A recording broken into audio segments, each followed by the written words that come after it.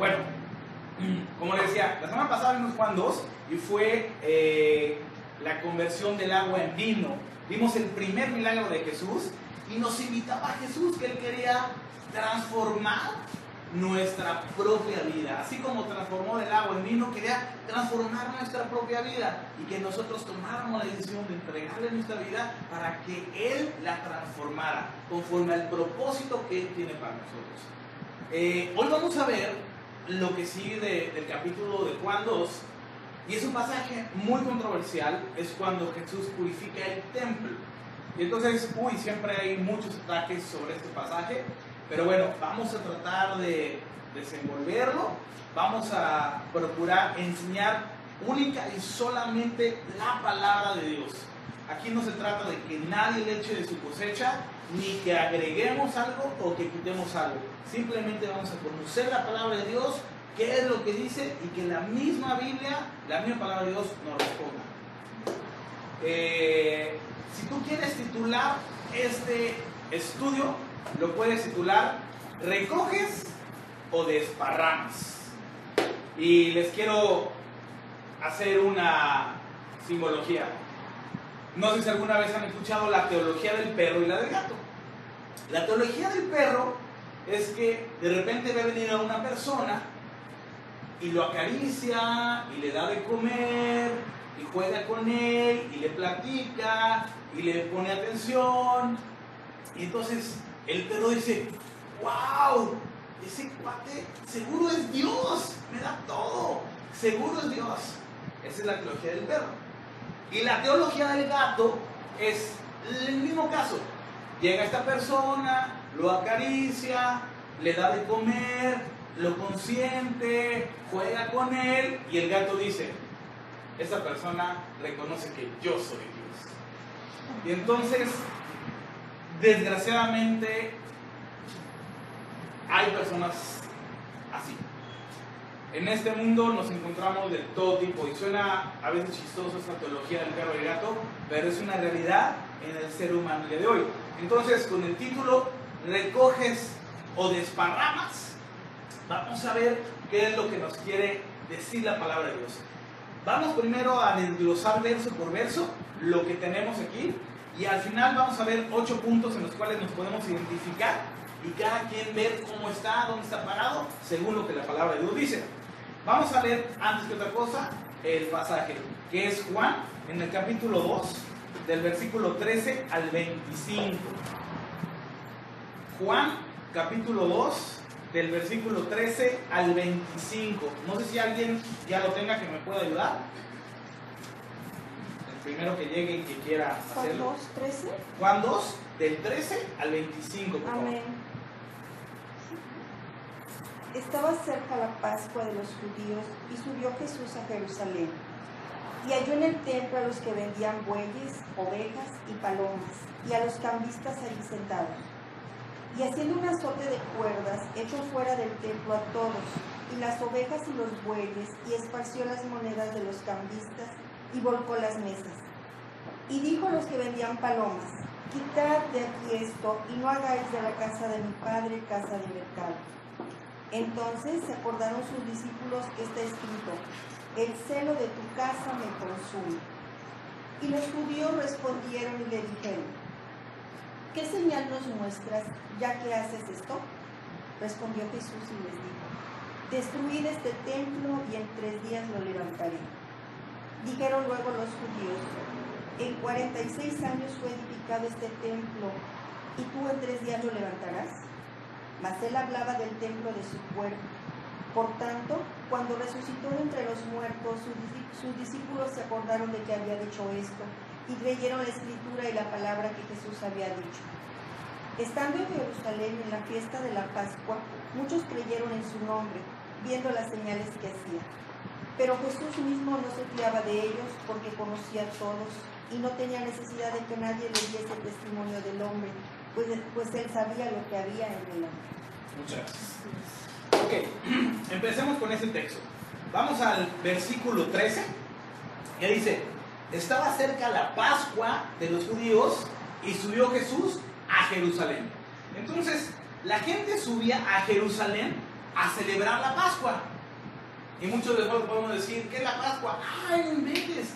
Los huevitos del conejo de Pascua. ¿Alguien ha escuchado eso? Sí. Bueno, pues eso no es. ¿Ok? Eso no tiene nada que ver. Eso es simplemente algo que no sé quién hizo, creo que fueron los americanos. No lo sé, pero para que nos saquemos eso de la mente, si alguien lo tenía, eso no es. ¿Qué es la Pascua entonces? Ok, la Pascua viene del original hebreo, ni siquiera viene del griego, es del hebreo y es Pasach. No sé la pronunciación, no les voy a mentir, no sé si así se escribe, Pasach o Pasac, no sé. Y en griego, en la Septuaginta, es Pascá, de ahí viene la palabra Pascua, que lo traducen. Entonces, Pascua significa pasar por encima, pasar de lado, incluso proteger. Vamos a leer Éxodo 12:13 para que por favor podamos entender un poquito qué es esto. Éxodo 12:13. ¿Ya estamos? Sí. Ok, Éxodo 12:13 dice: y la sangre os será por señal en las casas donde vosotros estéis.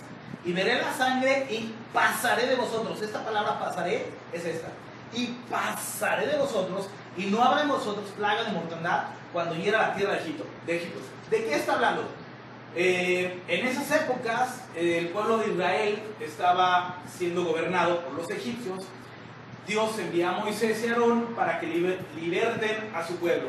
Después de varias plagas de que el faraón no quiso hacer caso, les manda la última plaga, que es donde va a matar literalmente a todos los primogénitos de todas las personas que no hicieran lo que Dios les estaba diciendo. ¿Qué tenían que hacer ellos? Ellos tenían que sacrificar, que es importante, sacrificar un cordero y con esa sangre pintar en los dinteles es como el marco, más o menos, como el marco de las casas, pintar los dinteles con esa sangre. Y el ángel que había enviado Jehová, él iba a reconocer quiénes habían obedecido y quiénes habían creído esto. Y las personas que hubieran puesto esto en sus casas, el ángel de Jehová iba a pasar, iba literalmente Pascua, iba a pasar por alto, iba a pasar de lado, por decirlo así, e iba a ir a las siguientes casas. Y la casa que no lo tuviera iba a matar a los primogénitos. Así sucedió con todos los primogénitos de los egipcios, incluso con el primogénito de Faraón. Y es por eso que Faraón los deja ir. Entonces, ¿qué es la Pascua? ¿Por qué la están celebrando? La Pascua es la fiesta de los judíos más importante. Ellos tienen muchas fiestas, pero es la fiesta más importante de todas porque están celebrando que Dios los libertó de la cautividad que tenían con el pueblo de Egipto. Entonces, Dios les había dicho, literalmente, cada año tienen que venir y celebrar y recordar la Pascua. Recuérdenla, recuerden que yo los saqué de Egipto. Y eso había sido una ley, un mandamiento para todo el pueblo hebreo. Y entonces ya había llegado todo esto desde Éxodo, ya hasta hoy, hasta los tiempos de Jesús. Y donde ellos tenían que celebrar esta Pascua era en el templo de Jerusalén. Entonces, en el versículo que estamos leyendo, dice, el versículo 13, estaba cerca la Pascua, o sea, esta celebración, esta fiesta de los judíos, y subió Jesús a Jerusalén, que de ahí es donde, ahí es donde estaba el templo, y ahí era lo que iba a suceder. La Pascua de los judíos, y subió Jesús al templo de Jerusalén. Ok. En el calendario judío es el día 14 del mes de Nisan. Ellos llevan un calendario diferente al de nosotros, que próximamente ya va a ser, estamos a menos de un mes que ellos celebran la Pascua. Este templo que hoy no existe, solamente existe hoy el muro de los lamentos, y es donde los judíos van, los que pueden. No todos pueden y lo hacen desde sus casas o sus sinagogas, pero hoy en día lo siguen celebrando porque para ellos no ha venido el Mesías, pero ellos siguen creyendo en toda la ley. ¿Okay? Eso es la Pascua, y la Pascua sigue vigente hoy en día. Y déjenme decirles algo que lo vamos a ver al final. La Pascua sigue vigente también para nosotros los que creemos en Jesús. Lo vamos a dejar para el final eso, porque al final también lo dice. Ok. Versículo 14. Dice, y halló en el templo, había llegado al templo de Jerusalén, y halló en el templo a los que vendían bueyes, ovejas y palomas, y a los cambistas allí sentados. Entonces, este lugar era un lugar de adoración, era para que las personas pudieran venir y adorar a Dios, celebrar y recordar la fiesta.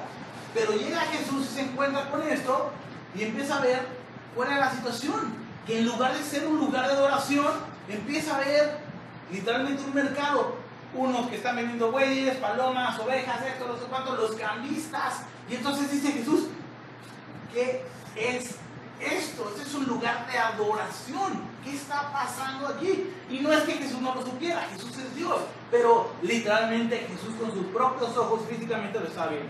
Entonces, es un lugar de concentración.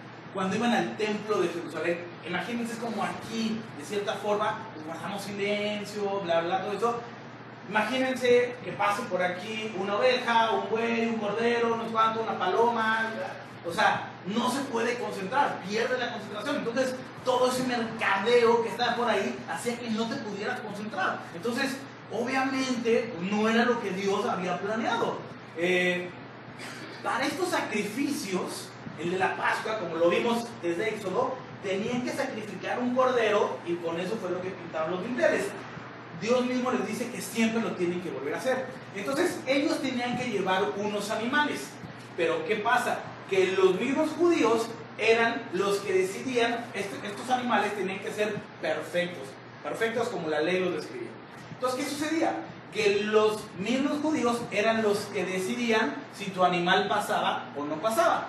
Y entonces, tú puedes llegar con tu animal, ya lo habías revisado, no lo inventes, este borrego, por ejemplo, está increíble, está perfecto, así como lo pintan, lo dice la Biblia. Y cuando llegaban con ellos, no, tiene un diente chueco, oye, brother, espérame tantito. Esto lo hacían con el hecho de que estaban coludidos con los vendedores de animales. Entonces, ¿sabes qué? No pasa, joven, no pasa. Tienes que ir ahí de la esquina, y yo no tengo nada que ver, obviamente. Y ahí cómpralo. Una oveja costaba 100 pesos, un ejemplo, y lo vendían en 3,000 pesos. O sea, literalmente estaban haciendo cosas horribles, y se aprovechaban de esa gente. Otros venían de tan lejos que era muy difícil cargar y venir con todos los animales. Entonces, ¿qué hacían? Ya ni siquiera pasaban con esos cuates. Iban directamente, compraban los animales allá afuera, que les decían, estos son los únicos que ya los aprobó el ISO 9000 del parte del templo de Jerusalén. O sea, eran los únicos que podían pasar. Entonces, era un robadero de lana impresionante. Ahora, tenían que pagar unos impuestos los que tuvieran más de 20 años. Por eso estaban ahí los cambistas. Los cambistas eran los que cambiaban la moneda. En esas épocas había, como en el día de hoy, hay muchos tipos de moneda. Dólar, peso, yen, y entonces había diferentes clases de monedas. Pero la moneda judía era específicamente una y se llamaba shekel. Esa es la palabra, shekel. Y entonces ellos pensaban que tú no podías manejar monedas, porque en el Imperio Romano se manejaba la moneda de Roma y tenía plasmado ahí la foto del emperador.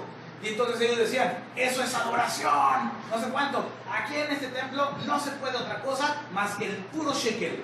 Entonces, ¿para qué estaban los cambistas? Con toda la gente que llegaba de fuera, llegaban y decían, sí, a ver, vas a pagar el tributo, el impuesto, órale, a ver. No, pues con esa moneda no se puede, pásale con el cambista. Y entonces estos cuates hacían exactamente lo mismo. Se aprovechaban y te cambiaban $1, te lo cambiaban y te decían por 1,000 pesos. Oye, espérame, ¿cómo $1 por 1,000 pesos? Vale 13 o 1,000 pesos. ¿Quieres o no? Si no, no puedes hacerlo. Y entonces literalmente estaban aprovechando a la gente durísimo. Y entonces literalmente vemos cómo Jesús está entrando a este templo, él mismo a celebrar la Pascua, y se encuentra con todo este mercado en la casa de su padre. A los 12 años se le había dicho, en los negocios de mi padre debo estar. Cuanto más que en ese momento el templo era donde se adoraba a Dios y se iba a hacer la Pascua. Entonces literalmente Jesús empieza a enfurecerse. Leamos Juan 15 y 16. Dice, Juan 2, versículos 15 y 16. Dice, y haciendo un azote de cuerdas, está hablando de Jesús, y haciendo un azote de cuerdas, echó fuera del templo a todos, y las ovejas y los bueyes, y esparció las monedas de los cambistas, y volcó las mesas, y dijo a los que vendían palomas, quitad de aquí esto, y no hagáis de la casa de mi padre casa de mercado. Entonces, cuando dice aquí, hizo un azote de cuerdas, de repente, nosotros tenemos en nuestra cultura que un azote es como, ¡ah!, azotó algo. Un azote es un látigo. Eso viene en la palabra de los originales. Es un látigo. Viene fragelión, de donde viene flagelo, y que es con lo que flagelaban literalmente las personas. En esas épocas, como había muchos animales, muchas cosas, tiendas y todo, había muchas cuerdas.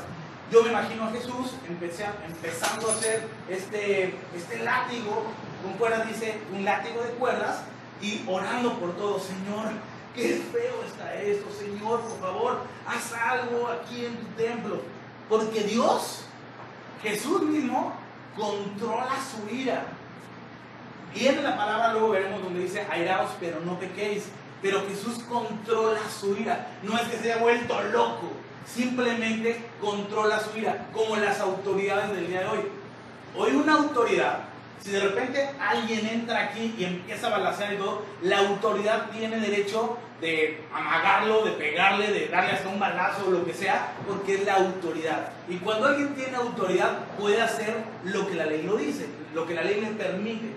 Y entonces Jesús tenía toda la autoridad dentro del templo porque era de él mismo y de su padre. Entonces él tenía la autoridad de deshacer todo lo que había ahí. Y ahorita vamos a ver por qué tenía esa autoridad.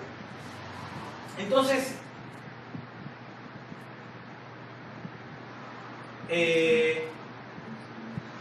no dejaban consultarse a nadie, robaban, estaban haciendo las cosas malas. Jesús empieza a orar, Jesús empieza a hacer este látigo, y de repente dice que da un látigo a las mesas, y de repente dice, esparció las monedas. Vamos a leerlo, dice, y haciendo un azote de cuerdas, echó fuera del templo a todos, y las ovejas de los bueyes, esparció las monedas. Cuando dice esparció las monedas, Jesús mismo le estaba diciendo, ¡hey! Se están centrando en el dinero. Aquí es un lugar de adoración, tienes que venir a adorar a Dios, y estás pensando en el dinero, solo en tus monedas, ni siquiera estás concentrado en lo que es la adoración, en Dios, en eso. Las monedas les muestra que el dinero les estaba haciendo daño. Nosotros hemos podido ver, los que no lo conocen lo pueden buscar en su Biblia, 1 Timoteo 6:10 dice, la raíz de todos los males es el amor al dinero. Y a la hora que Jesús está echando al suelo las monedas, le está mostrando, el dinero no sirve de nada, ¿por qué lo desperdicias? Y luego dice, volcó las mesas, se enojaba porque se querían aprovechar estas personas de los verdaderos adoradores. Y una persona decía, yo sí quiero adorar, y pues tengo que cambiar la moneda y tengo que comprar mi animal, y se están aprovechando de mí. Y a Jesús obviamente le duele que se están queriendo aprovechar de un verdadero adorador. Se estaban literalmente agandallando a estas personas solo porque tenían fe. E incluso había personas que perdían la fe porque decían, no hombre, yo ahí no voy, ahí me tratan, ahí me quieren sacar el dinero. No, eso del templo se me hace que ya lo perdimos, yo voy a seguir a Moisés por mi lado y a Dios. Y entonces perdían todo eso que Dios les había mandado. ¿Por quién? Por culpa de los mismos judíos que estaban permitiendo todo esto en el templo.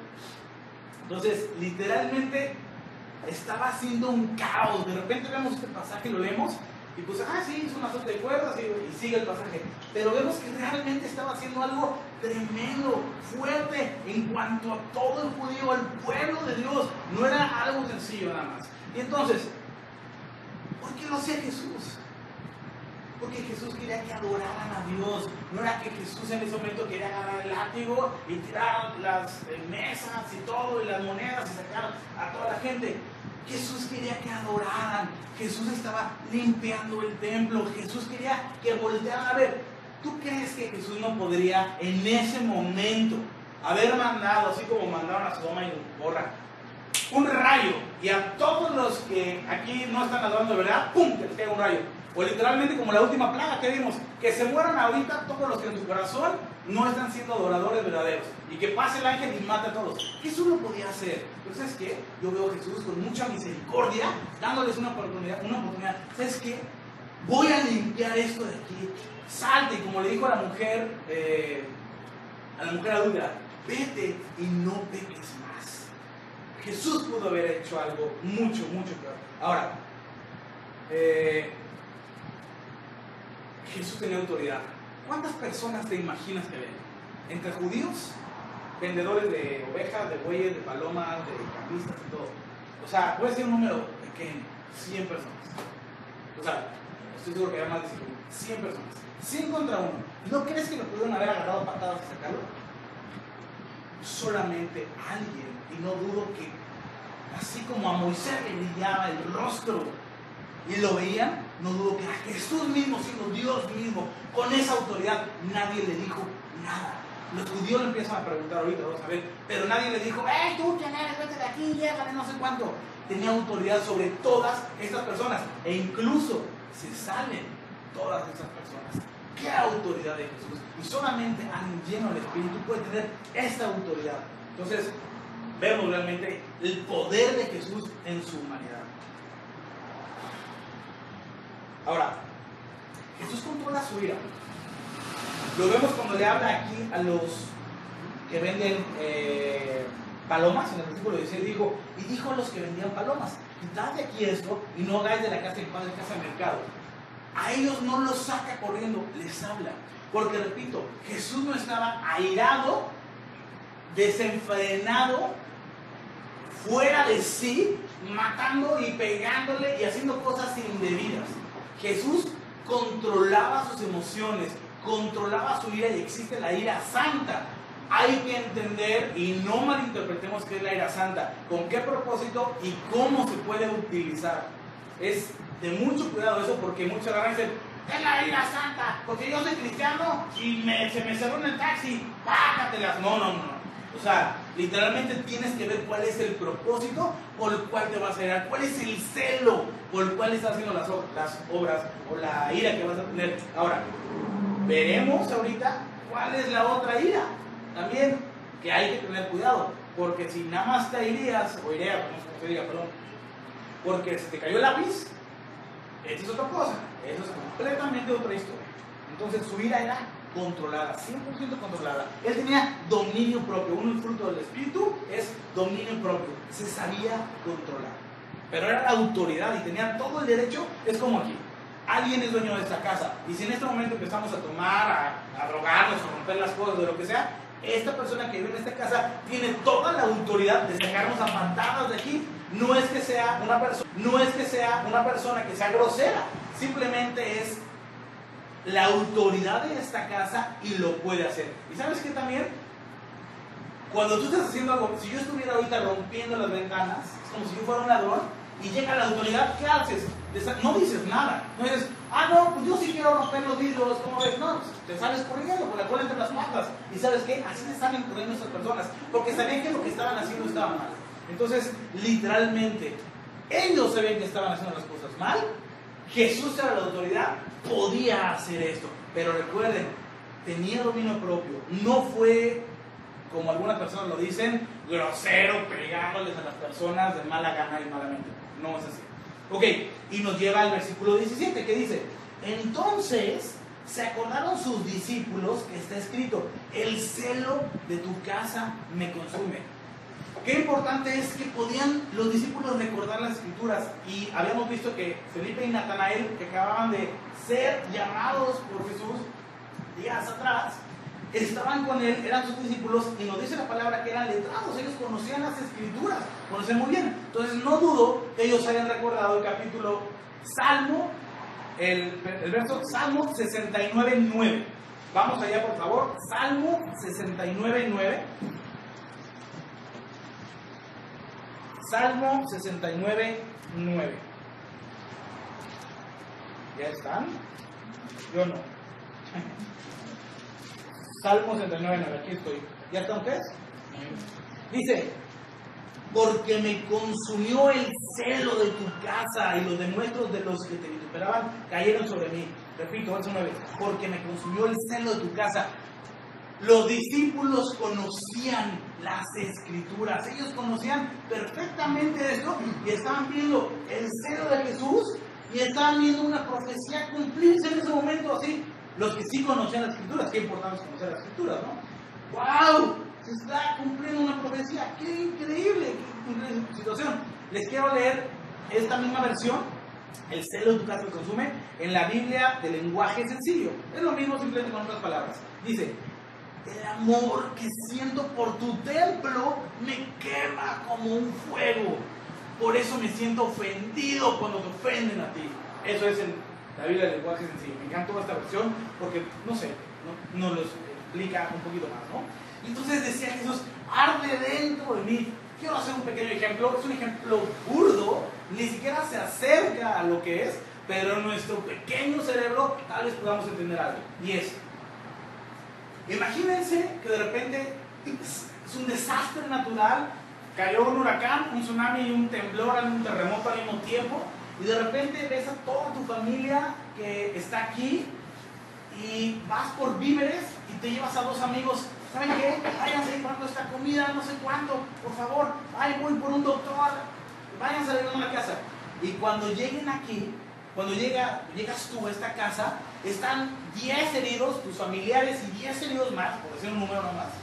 Y de repente estas dos personas están así, comiéndose la manzana, que fuiste, recuperaste, las medicinas están jugando con ellas, se están aventando los limones, y estas personas muriéndose. Y aparte diciéndole: ¿quién quiere una manzana? ¿Quién quiere una manzana? 10 varos, hijo. Te estás muriendo, la necesitas, dame 10 varos. Imagínate si tú llegas en ese momento a tu casa, ¿qué haces? ¿Qué haces? Obviamente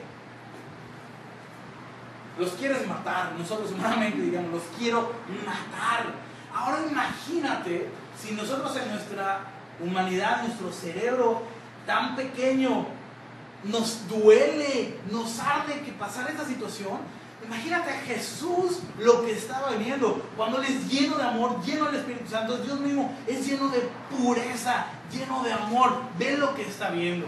Entonces literalmente se está quemando por dentro y le arde, y no está odiando a las personas, las ama, porque así 3 años después se iba a entregar en una cruz por ellos mismos se iba a entregar, pero para que se arrepintieran. Entonces, ¿qué le arde a Jesús? Le arde que pequemos, que no sigamos al Señor, que no lo adoremos, que no, literalmente, que no tengamos en nuestra vida, en nuestro corazón, en nuestra mente, el sacrificio que Él hizo por nosotros. Y créemelo, le arde a Jesús. Y Jesús nos ama demasiado y nos vuelve a dar una nueva oportunidad. Esto que estaba sucediendo, todo esto, era el cumplimiento de una profecía en Malaquías 3, 1 al 5, creo que lo tengo por ahí. Malaquías, si quieren por favor vamos, es el último libro del Antiguo Testamento, uno antes de Mateo. Malaquías 3, 1 al 5. Malaquías es el último libro, capítulo 3, del 1 al 5. ¿Ya estamos? Ok, dice: he aquí, yo envío mi mensajero, el cual preparará el camino delante de mí. Aquí está hablando de Juan el Bautista. Y vendrá súbitamente a su templo el Señor a quien vosotros buscáis, y el ángel del pacto a quien deseáis vosotros. He aquí viene, ha dicho Jehová de los ejércitos. ¿Y quién podrá soportar el tiempo de su venida? ¿O quién podrá estar en pie cuando Él se manifieste? Porque Él es como fuego purificador y como jabón de lavadores. Y se sentará para afinar y limpiar la plata, porque limpiará a los hijos de Leví, los afinará como a oro y como a plata, y traerá a Jehová ofrenda en justicia. Versículo 5. Y vendré a vosotros para juicio, y seré pronto testigo contra los hechiceros y adúlteros, contra los que juran mentira, y los que defraudan en su salario al jornalero, a la viuda y al huérfano, y los que hacen injusticia al extranjero, no teniendo temor de mí, dice Jehová de los ejércitos. Se estaba cumpliendo literalmente. Venían muchos extranjeros, dijimos, venían con otras monedas, judíos, pero al fin y al cabo extranjeros. Hoy hay personas que son judías aquí en México, pero son extranjeros que no llegan porque no tienen el pasaporte judío. Se está cumpliendo esta profecía aquí mismo. Y entonces, literalmente, los que conocían la palabra de Dios, en ese momento, en el Antiguo Testamento, veían profecías cumplidas. Los que querían recoger y estar bien con Jesús, la entendían conforme a lo que Dios estaba mandando. Pero los que querían desparramar y no les importaba y no querían reconocer a Jesús, no lo veían así. Entonces, vamos al siguiente versículo de Juan 2, que es el versículo 18. Y dice, y los judíos respondieron y le dijeron, ¿qué señal nos muestras ya que haces esto? Un paréntesis, los judíos deberían de haber conocido estas escrituras, y así como los discípulos las reconocieron, ellos también. ¿Y sabes qué debieron haber hecho? Caído postrados, diciendo, Señor, eres tú el Mesías. Pero a veces es tan fuerte nuestro orgullo, que hasta sabes que la persona de al lado que te está diciendo la verdad está bien, pero yo no me voy a dejar vencer, y yo gano la discusión, y no me importa lo que sea. Y sabes que muchos de esos judíos, algunos conocían la escritura y otros no. Unos la desconocían, no sabían de esta profecía, y ok, no se les perdona, pero se les perdona. Pero los que sí conocían la escritura era por orgullo, era para que fueran completamente eliminados en ese momento. Ellos buscaban que el Mesías venidero llegara y les mostrara con un milagro. Era lo que ellos estaban esperando. Y entonces les hace la pregunta, ¿qué señal nos muestras ya que haces esto? O sea, ¿qué señal? A ver, compruébanos. O sea, entre todos los seres aquí no te hemos podido sacar, y hasta yo me tengo miedo. Y estás haciendo cosas impresionantes, y acabas de convertir el agua en vino, no sé cuándo. Pero a ver, ¿qué señal me haces? Está fuerte el orgullo de los judíos en ese momento, que no podían literalmente aceptar a Jesús como su Mesías, que era lo más increíble, era lo que ellos estaban esperando. Pero Jesús tenía esta autoridad que frente al Mesías todos literalmente le preguntaban, pero como de lejitos, porque si hubiera sido un malhechor que estuviera haciendo nada más un revoltoso, un revolucionario, como muchos lo dicen, pues sáquenlo a patadas. Pero nadie se atrevía a sacarlo a patadas, porque sabían la autoridad que tenía Jesús. ¿Y sabes qué? Los judíos ellos sabían que estaban mal, y quieren ocultar su pecado y su maldad con señales. A ver, señor, o echándole la culpa a otros, muchas veces no, pero él empezó. O muchos ejemplos que podemos tener. Y literalmente ellos querían esta situación. Demuéstranos con una señal. Aparte ellos decían, aquí los únicos que se lo veía mucho a Juan el Bautista, y se lo van a decir aquí los únicos que tenemos autoridad en este templo somos nosotros los judíos, porque aquí tengo mi título de que yo soy un super siervo de Dios, porque he cursado todos los cursos de los judíos, y quién sabe cuánto, quién sabe qué, aquí solo mando yo. Así pensaban los judíos, y pensaban que solamente ellos tenían autoridad. Entonces, ¿quién te da autoridad a ti? El corazón de los judíos estaba completamente duro y podrido y asqueroso, e incluso peor que el de los cambistas y el de los vendedores. ¿Sabes qué hicieron los cambistas y los vendedores? Se salieron y se fueron. ¿Y sabes qué hicieron los fariseos judíos y judíos? ¿Quién te da autoridad, verdadera? ¿Quién eres tú, compadre? Están más endurecidos que ellos, que los vendedores mismos. Vámonos al versículo 19. ¿Qué le responde Jesús? Versículo 19 dice, respondió Jesús y le dijo, destruid este templo y en 3 días lo levantaré. Jesús les avienta esta bomba. Ellos no pueden con esto. Versos más adelante, lo vamos a ver ahorita, la Biblia misma lo explica y lo da a entender. Pero muchos de estos judíos estaban completamente cerrados, endurecidos, cegados. El que es oveja conoce la voz de su pastor. Una característica de las ovejas es que son ciegas, y si no ciegas, casi ciegas, no ven a 1 metro, casi. Ellos se guían por el oído de su pastor. Cuando alguien está escuchando la voz de Dios, escucha y diferencia fácilmente cuando está siendo Dios el que habla. No, Jesús es Dios y está hablando las cosas de Dios. Y si ellos estuvieran siguiendo las cosas de Dios, hubieran escuchado la voz de Jesús y hubieran dicho, ah, sí, este cuate tiene toda la razón. Pero como nunca han escuchado a Dios y piensan que lo han escuchado, por eso no le dan ninguna razón a Jesús. Entonces, literalmente, no entienden nada estas personas. Versículo 20. Dijeron luego los judíos, en 46 años fue edificado este templo, y tú en 3 días lo levantarás.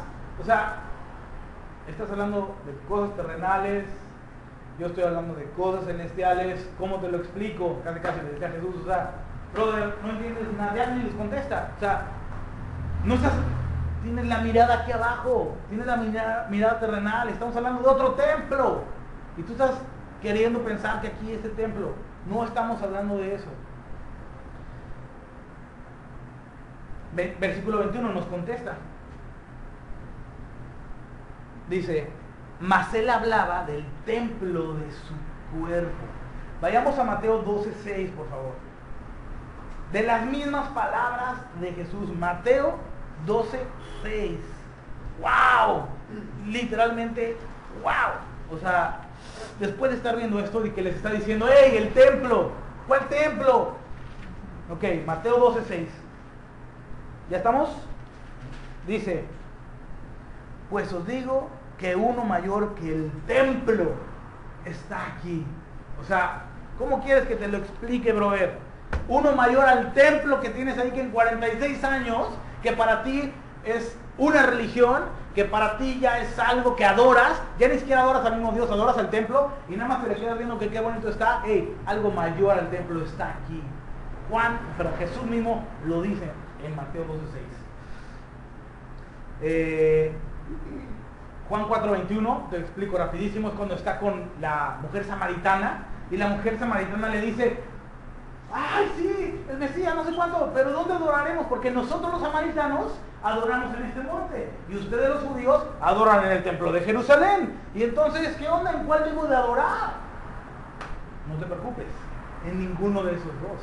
Hay un nuevo templo en el cual tienes que adorar. Jesús mismo se estaba mostrando, como decías, como el nuevo templo, como la nueva Pascua. Recordemos eso, por favor, porque ahí empezamos. Ahora, si has pensado en algún momento que puedes construir tu templo y que puedes arreglártelas tú solo, ¿y cómo? Con obras. Tengo un templo que lo he construido puras obras.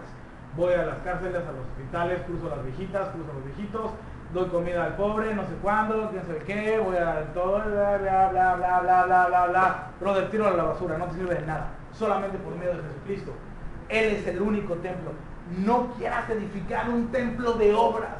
Las obras es el resultado de confiar y tener fe en Jesús. Y las obras, obviamente, atestiguan que crees en Él. Y no te exaltas en tener estas obras y estos grandes templos. Eso es lo que hacen las obras. Las obras, en el momento en que piensas que estás haciendo algo bien y estás completamente perdido, y se echan como hojarasca al fuego y serán quemadas. Ya perdiste tu corona, compadre. Bueno, estábamos en el versículo 21, 22, vamos a 22, exactamente. El versículo 22 dice, por tanto, cuando resucitó de entre los muertos, sus discípulos se acordaron que había dicho esto y creyeron la escritura. Escuchen, creyeron la escritura y la palabra que Jesús había dicho. Entonces, el versículo 22 dice, sus palabras cobraron significado en los discípulos luego de la resurrección. Cuando Jesús resucitó, voltearon los discípulos, ¿te acuerdas? ¿Te acuerdas? Jesús dijo que 3 días se iba a levantar después. ¡Wow! Les cae el 20. Les cae literalmente el agua al tinaco, les baja el tinaco, no sé cómo decimos a veces. Literalmente, los discípulos aquí lo entienden. Y dice, y creyeron la escritura y la palabra que Jesús había dicho. la Escritura. Hey, tienes que creer la Escritura. Todo. No que eso, todo. La Escritura es Jesús mismo. Y versículos del 23 al 25. Nada más. Versículo 22. Cristo cumplió a la perfección todo lo que estaba diciendo que iba a cumplir. No era que, no, sí, yo voy a hacer eso, y a la mera hora, chino, cambio de planes. No, eso ya no se dice, cambio, no. Todo lo que decía Jesús es verdad 100%. Sus profecías se cumplían en Él. Él lo que hablaba, lo cumplía. Ahora, versículos 23 al 25. Dice, estando en Jerusalén en la fiesta de la Pascua, ahora sí ya estando en Jerusalén en la fiesta de la Pascua, muchos creyeron en su nombre, viendo las señales que hacía.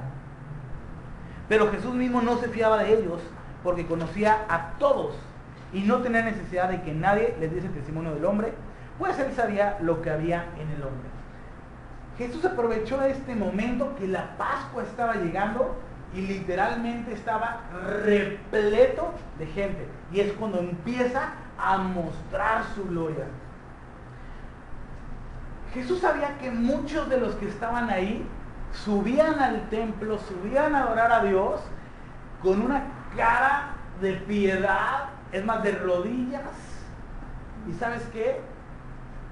Acababa el día de la Pascua y se iban a sus casas y seguían pecando. Entonces Jesús conocía quienes iban con una verdadera adoración al templo y quienes simplemente estaban ahí por cumplir, para ver qué negocio me agarro, a ver a quién veo.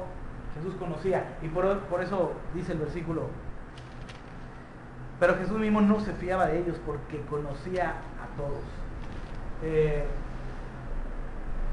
Muchas de estas personas que llegaban al templo, Dios te adoro, sí, no sé cuánto, el Mesías, muchas de estas personas que creyeron en Jesús, muchas de esas personas lo iban a crucificar 3 años después. Iban a gritar, crucifícale, crucifícale, crucifícale. Estas mismas personas que creyeron en Jesús. Jesús conocía, como lo dice aquí, Jesús mismo no se fiaba de ellos porque conocía a todos y no tenía necesidad de que nadie le diese testimonio del hombre, pues él sabía lo que había en el hombre. Jesús conocía a cada una de las personas que estaban ahí y no eran engañadas. Tampoco llegó Jesús y le dijo, tú estás mintiendo, tú vete de aquí, tú no sé cuánto, tú no sé cuánto. No hizo eso. Les da una oportunidad para que se arrepientan. Entonces, vemos este pasaje donde literalmente Jesús va al lugar correcto, se encuentra personas incorrectas, haciendo cosas incorrectas, no haciendo lo que Dios les había mandado hacer. Los interrogan, algunos se arrepienten, otros creen. Nos encontramos muchas personas. Entonces, nos narra aquí cómo Jesús purificó el templo. ¿Y sabes qué es lo más rico, delicioso? Que hoy Jesús quiere purificar este nuevo templo, que lo dice la palabra de Dios. Nosotros somos el templo del Espíritu Santo. ¿Y sabes qué? Jesús quiere sacar toda la porquería que todos, y me incluyo, traemos dentro. No hay alguien en este lugar que no traiga porquería dentro. Y perdón, no quiero ofender a nadie, simplemente así es. Y el que me diga que no, pues estás peor. Entonces, Jesús quiere hoy purificar nuestro templo, nuestras vidas, sacar todo lo malo, nuestras motivaciones. Entonces, vamos a ver 8 puntos, rápido, 8 puntos de conforme a este texto, qué y cómo quiere arrancar cosas Jesús. Vamos antes al versículo Mateo 12:30. Mateo 12:30, por favor. Mateo 12:30, ¿estamos ahí? casi. Mateo 12:30. ¿Estamos? ¿Alguien lo puede leer en voz alta, por favor? Fuerte. El que no está de mi parte está contra mí, y el que conmigo no recoge esparce. Ok, esa es, no sé qué versión sea, está increíble esa versión. Yo la tengo en otra versión que dice, el que no es conmigo contra mí es, y el que conmigo no recoge, desparrama. Entonces, el que no está conmigo, dice Jesús, está contra mí. No es de que, pues yo no estoy tanto así con Jesús. No, o sea, no estás conmigo, estás contra mí. No hay punto neutral, no hay que, pues ahí medio la llevo. No estás con Jesús, estás en contra de, perdón, no lo digo yo, no me lo tomen a mal, no quiero ser grosero con ustedes, simplemente estoy leyendo la palabra de Dios. Y también dice, y el que no recoge conmigo, desparrama. O sea, no estás haciendo su voluntad, no te quedas en neutral y, no, pues se la llevo, o sea, mira, ni bueno ni malo. No estás haciendo la voluntad de Dios, estás desparramando lo que Dios está haciendo. Entonces, vamos a ver estos 8 puntos y yo, en verdad, yo te pido, esto es muy íntimo, esto es para ti, conforme a todo lo que hemos visto, que tú analices cómo está tu vida y tú veas en qué puntos estás recogiendo y en cuáles estás desparramando. No con el sentido de que te sientas mal y te vayas a decir, ay, soy un pecador. No, ¿sabes qué? Pues digo, qué bueno es Dios, y me está mostrando que tengo una lagaña y me la tengo que quitar, y tengo aquí un moco, y tengo cerilla, y no sé cuánto, toda la pudredumbre, y eso son cosas externas, pero me empieza a mostrar, pues soy orgulloso, y soy envidioso, y tengo lujuria, y veo pornografía, y estoy adulterando porque le estoy escuchando el cano a una señora, y no sé cuánto, y ves todo lo que hay en ti. Entonces, vamos a ver cómo en nuestra vida, si estamos recogiendo o desparramando. Empecemos en el versículo 13. Versículo 13 otra vez de Juan 2. Dice, al tercer día se hicieron, estaba cerca la Pascua de los judíos y subió Jesús a Jerusalén. Entonces, ¿recoges o desparramas tu vida? ¿A qué voy con esto? Jesús y la gente subían al templo. ¿Estás recogiendo o estás desparramando tu vida? Ellos subieron al templo. ¿Te estás congregando? ¿Estás yendo a escuchar la voz de Dios? Si estás yendo, lo más probable es que estás recogiendo. Y si no, cuidado, estás desparramando tu vida porque tú no puedes solo. Y ¿sabes qué? Te invito a que no dejes de congregarte. Ve a donde quieras. Y lo he dicho desde el primer día, aquí no es el mejor lugar. No vengo a jalar gente, no venimos mi esposa y yo a otra cosa, sino a enseñar la palabra de Dios. Donde quiera, vayan, pero busquen a Dios. Vayan y busquen a Dios. Por supuesto que es un lugar donde los invitamos y todos los miércoles está abierto para ustedes, pero busquen a Dios, no se dejen de congregar. Vemos que Jesús mismo iba al templo. ¿Cuánto más? Él nos pone el ejemplo. ¿Cuánto más nosotros tenemos que congregarnos? Entonces, punto número 1, ¿recoges o desparramas tu vida? ¿Estás viendo el templo o no? ¿Estás viendo la congre o no? Versículo 14, punto número 2. Dice, y halló en el templo a los que vendían bueyes, ovejas y palomas, y a los cambistas allí sentados. ¿Recoges o desparramas cuando vas a la iglesia? Entonces, Jesús halló a algunas personas ahí en el templo. ¿Cómo te halla Jesús cuando Él llega al lugar donde te estás congregando, aquí mismo, o el domingo, o el jueves, el miércoles? ¿Tú estés congregando? ¿Cómo te halla Jesús? ¿Estás criticando a las personas? ¿Estás buscando, no, pues aquí esta cumbre está bien grandota, aquí seguro sí voy a poder hacer mi negocio? ¿Estás buscando novio, novia? ¿Estás buscando que ahí sí te hablen bonito? Es que en el otro lugar hablan de fuerte, hablan del pecado, hablan del arrepentimiento. Aquí me hablan bien bonito. Aquí me dicen que voy a prosperar y que todo lo puedo en Cristo que me fortalece.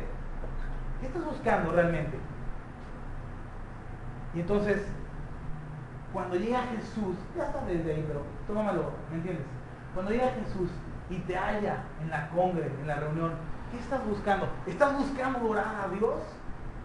¿O estás como las personas de ahí, pueden ser los judíos, los cambistas, los vendedores, con otra motivación, la que sea, ponle el nombre que quieras? cuidado cuál es la motivación con la cual vas y te halla Jesús en la compra.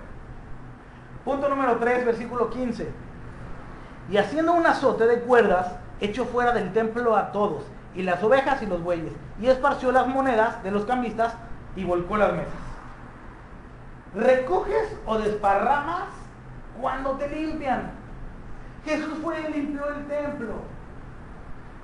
¿Qué haces? ¿Te vuelves a ensuciar?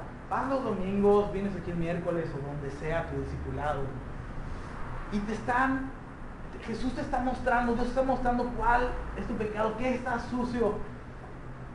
Sales de ahí y te vuelves a ensuciar. Dios te acaba de mostrar que eres horrible. Cómo le hablas a tu esposa, a tu esposo, a tus hijos, a tus papás.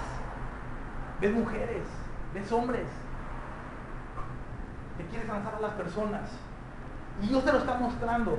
Dios te está limpiando. O sea, es que acabo de limpiar, te acabo de sacar estas cosas. ¿Sales de ahí y te mantienes limpio o sales y vuelves a pecar? Aguas. ¿Recoges? Punto número 3. ¿Recoges o desparramas cuando te limpian? Punto número 4, versículo 16. Dice, y dijo a los que vendían palomas, quitad de aquí esto y no hagáis de la casa de mi padre casa de mercado.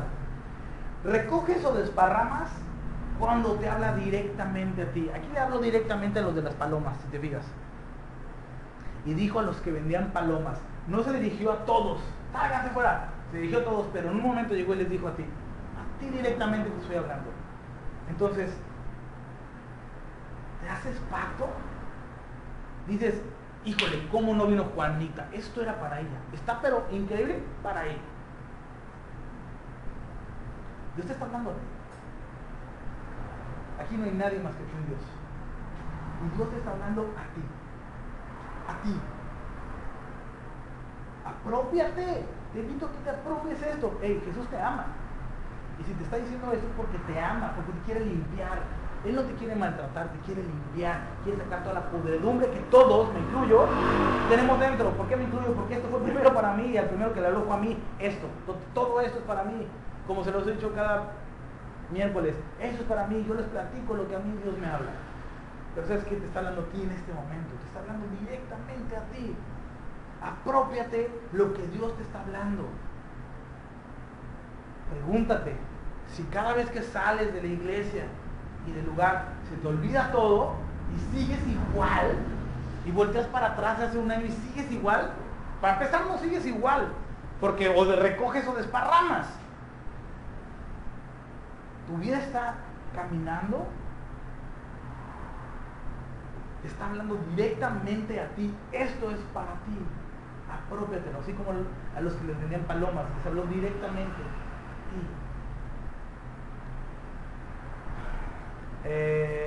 Versículo 17, punto número 5, versículo 17.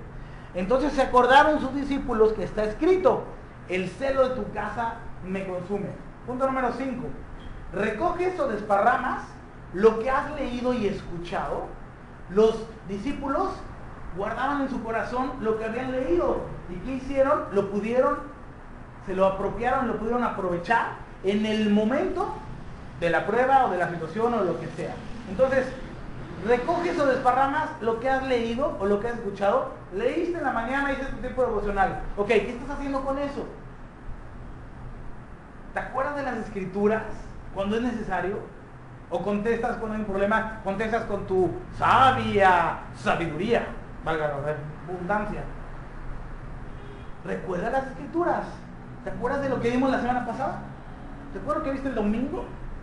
¿Cómo? Aquí el domingo, pasaron 3 días. ¿Cómo lo has puesto en práctica?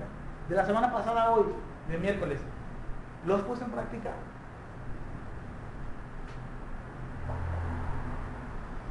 Recuerda que esto es 100% para ti. Punto número 6.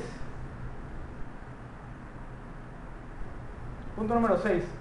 Del 18 al 20. Dice, y los judíos respondieron y le dijeron, ¿qué señal nos muestras ya que haces esto? Respondió Jesús y les dijo, destruid este templo y en 3 días lo levantaré. Dijeron luego los judíos, en 46 años fue edificado este templo y tú en 3 días lo levantarás.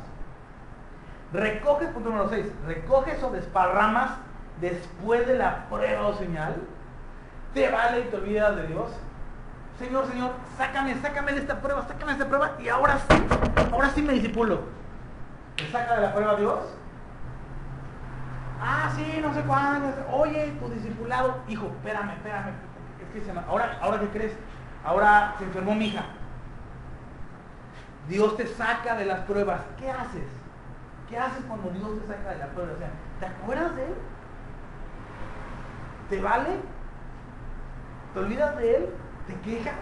¿Te estás quejando y quejando? Oye, ¿sabes qué mereces tú? La muerte. Mereces la muerte. Y te estás queje. Que aparte no, estoy seguro que no te estás quejando como Jesús, con el celo y la ira de Dios. Te estás quejando que no te han pagado, te estás quejando que te transaron, te estás quejando que hace calor. O sea, literalmente, ¿dónde estamos? ¿Dónde estás cuando pasa la prueba, Dios te saca la prueba o te da una señal? ¿Dónde estás? Punto número 7.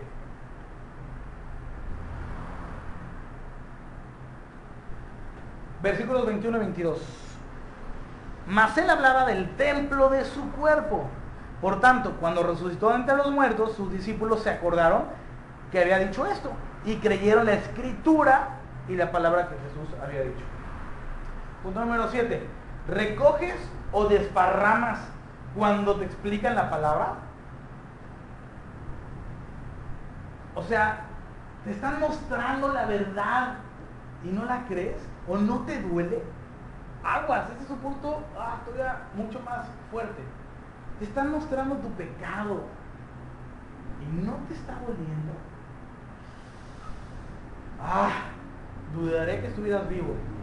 Porque un muerto le puedes dar 50,000 latigazos y apuñaladas y no siente nada. Y un vivo, pellízcalo y brinca. Y si no te está doliendo, aguas, tal vez estás muerto. No te preocupes, hay solución. No te preocupes. Pero ¿sabes qué? Te invito que si estás pasando por este punto, te arrepientas y creas en Jesús hoy. Ahorita vamos a ver esta parte. Si estás en este punto, aguántame tantito. Punto número 8, 23 al 25.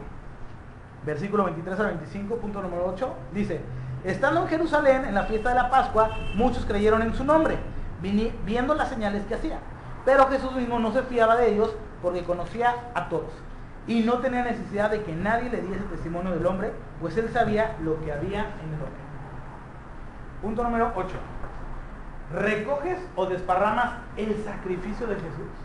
O sea, estas personas, dice, estando en Jerusalén en la fiesta de la Pascua, muchos creyeron en su nombre, viendo las señales que hacía. Pero Jesús mismo no se fiaba de ellos, porque conocía a todos. Sabía que era mentira. ¿Crees que crees? O sea, te haces el coco wash y el pecado no te duele y estás muerto. Y te hace el coco wash de que, sí, no, yo sí creo. O sea, ¿crees que crees en Jesús y no te duele y no caminas para adelante? O sea, entonces, recoges o desparramas el sacrificio de Jesús, porque si no lo estás reconociendo a Jesús como tu Señor y Salvador y quieres ir hacia adelante y quieres dejar el pecado y te quieres arrepentir y quieres literalmente llevar una vida como Jesús manda, de pe a pa, todo en 100%, entonces te estás recogiendo literalmente bien la salvación que Dios te ha regalado. Pero si no la estás desparramando, ¿sabes qué? Aguas, ¿dónde estás? Porque puedes engañar a todo el mundo y decirle que eres un super cristiano. ¿Y sabes qué? A Jesús no lo engañas, Él conoce tu corazón. Termina diciendo en el versículo: y no tenía necesidad de que nadie le diese testimonio del hombre, pues Él sabía lo que había en el hombre. Jesús te conoce. Aguas, ¿dónde estás? Aguas si crees que crees. Aguas, porque al final de los días serás llamado. Y el único que no engañaste fue Jesús, y es el único que va a poder decirte: a mí no me engañaste, compadre, vas para atrás. Engañas a todo el mundo menos a mí. Ey, arrepiéntete hoy. Y te voy a decir algo hermoso.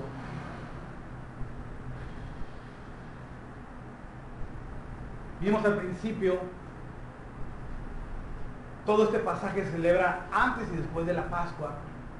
Vimos que la Pascua era que los judíos que sacrificaran al cordero y pintaran con la sangre de este cordero en sus dinteles, estaban creyendo en lo que Dios les estaba diciendo. Y estas personas iban a ser salvas. Iba a pasar el ángel que iba a matar a todos los primogénitos, y a los que creían en esto no los iba a matar. Quiero que vayamos a 1 Corintios 5:7, por favor. 1 Corintios 5:7.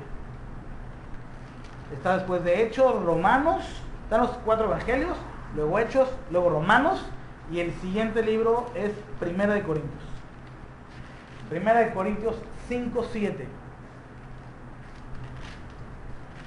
Y dice, ¿ya estamos? Dice, 1 Corintios 5:7. Limpiaos pues de la vieja levadura. Levadura es pecado. La Biblia todo el tiempo que habla de levadura habla del pecado. Entonces está diciendo, límpiate pues del pecado viejo, de la vieja levadura, del viejo pecado, para que seáis nueva masa, sin levadura, o sea, sin pecado, como sois. Porque nuestra Pascua, que es Cristo, ya fue sacrificada por nosotros. Ese cordero, esa sangre que fue pintada en los dinteles, fue pintada en un madero. Esa sangre escurrió ahí. Y esta Pascua hoy en día es Jesús.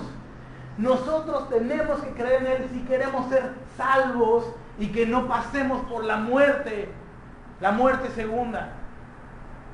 Esa es la Pascua que hoy nosotros, como hijos de Dios, como cristianos, podemos celebrar. Y esta Pascua, de la cual se trata también este pasaje, está en la Pascua, que Jesús nos está diciendo que en esta Pascua quiere purificarnos, nos acaba de mostrar en qué áreas estamos mal y en qué estamos bien. Te está diciendo, hey, hay una oportunidad, solamente cree en Jesús. Él es la Pascua, entrégale tu vida a Jesús. Quiero leerles un pasaje ahí mismo en 1 Corintios, cuando Jesús celebra la última cena. Quiero que entendamos qué fue, porque todos, no, estoy seguro, o sea, apostaré a un pastel, yo siempre apuesto pasteles porque me gusta. Apostaré a un pastel a que no hay una sola persona en este lugar que no sepa o ha escuchado, no que sepa, que haya escuchado la última cena. No sé si todos lo sepan. Vamos a leerla y que la Biblia misma nos la explique. ¿Por qué es esto? Es nuestra nueva Pascua. 1 Corintios 11, 23 al 26. 1 Corintios 11, 23 al 26. ¿Estamos? Aquí sí necesito que todos estemos. ¿Alguien falta? ¿Ya estamos? Va. 1 Corintios 11, 23 al 26. Sí. Yo sé que me encantaría que le pusieras atención todo el tiempo del estudio, pero ponme atención ahorita. Si estabas distraído por algo, no te preocupes, no sé cuánto, bla, bla. Ponme atención ahorita, por favor, ponme atención ahorita. Esta Pascua, de todo lo que hemos estado hablando. Porque yo recibí del Señor lo que también os he enseñado, dice Pablo. Que el Señor, está hablando de Jesús, que el Señor Jesús, la noche que fue entregado, tomó pan, y habiendo dado gracias, lo partió y dijo, tomad, comed, esto es mi cuerpo que por vosotros es partido, haced esto en memoria de mí. Asimismo, tomó también la copa después de haber cenado, diciendo, esta copa es el nuevo pacto en mi sangre. Haced esto todas las veces que la bebiereis en memoria de mí. ¿Qué les había dicho Dios? Como ya los libré del pueblo de Egipto y creyeron, pintaron los dinteles y fueron salvos y ya salieron del pueblo de Egipto, cada año van a estar celebrando la Pascua, ¿ok? Jesús aquí mismo nos está diciendo, hagan esto en memoria de mí, yo soy la nueva Pascua, hagan esto en memoria de mí. Ahora, hay que tener cuidado. Vamos a leer el versículo 27 al 29, porque es bien importante entender el significado de la cena. Versículo 27 dice: de manera que cualquiera que comiere este pan o bebiere esta copa del Señor indignamente, o sea, no arrepintiéndose en pecado, le vale, yo no voy a cambiar esto, no sé cuánto, quién sabe qué, será culpado del cuerpo y de la sangre del Señor. O sea, te dicen, hey, culpable, tú eres culpable si estás tomando la cena del Señor indignamente. Y no lo digo yo, perdón, lo dice la Biblia. Versículo 28. Por tanto, pruébese cada uno a sí mismo y coma así del pan y beba de la copa. Porque el que come y bebe indignamente, sin discernir el cuerpo del Señor, juicio come y bebe para sí. ¿A qué voy con esto? Después de que vemos de que Jesús purifica el templo, ya vimos todos los puntos, y después de que Dios quiere purificar este nuevo templo y sacar toda la porquería que todos traemos dentro, ¿sabes qué? Jesús te invita a tomar hoy la cena con Él. Él la tomó con sus discípulos. Él la tomó con sus discípulos, en comunión, en coinonía. Incluso siempre estuvo ahí Judas. Aguas, aguas, no quiero que seas Judas. Aguas, aguas. Y entonces, imagínate que Jesús te está invitando a que cenes, a que tomes la cena hoy con Él. Ese pan, lo voy a volver a repetir, habiendo gracias, lo partió y dijo: tomad, comed, este es mi cuerpo que por vosotros es partido. Haced esto en memoria de mí. Asimismo tomó también la copa después de haber cenado, diciendo: esta copa es el nuevo pacto, es el nuevo pacto en mi sangre. Haced esto todas las veces que la bebiereis en memoria de mí. Entonces, yo los quiero invitar